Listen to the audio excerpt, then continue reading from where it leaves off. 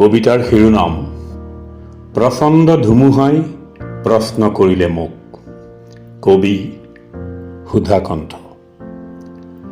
প্ৰচণ্ড ধুমুহাই প্ৰশ্ন কৰিলে মোক, তোমাৰ প্ৰাপ্য কি কোৱা?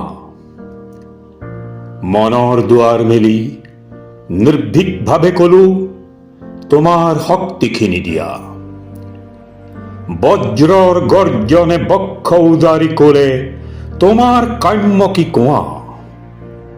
মই কলো বজ্ৰক, তোমাৰ শক্তিশালী উদাত্ত কণ্ঠটি দিয়া। এদিন আকাশে ক'লে, জনৈক গীতিকাৰে অকণি আকাশ দেখো মাগে। তুমি কিয় আজি বাৰু কম্পিত কণ্ঠেৰে মাগিছা সৰ্বাকাশ সত্তা? মই কলো, তুমিয়েতো কৈছিলা ৰাতিপুৱা, যিমানে বিলাই দিবা সিমানে মহান হবা, তাৰে নাম সঁচা উদাৰতা। সেয়েহে আকাশ তুমি দিব যদি খুজিছাই, সংকীৰ্ণতা এৰি দিয়া অৱদান ৰূপে তোমাৰ পূৰ্ণ বিশালতা। দিয়া যদি আজিয়েই দিয়া, দিয়া যদি আজিয়েই দিয়া। মহাকাশে দিলে মোক বিশাল দৃষ্টি, আৰু ধুমুহাই প্ৰচণ্ড শক্তি।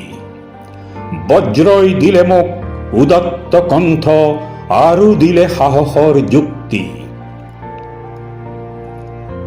বজ্ৰৰ কণ্ঠেৰে ধুমুহাৰ শক্তিৰে গীত গাই কঁপাম দিগন্ত।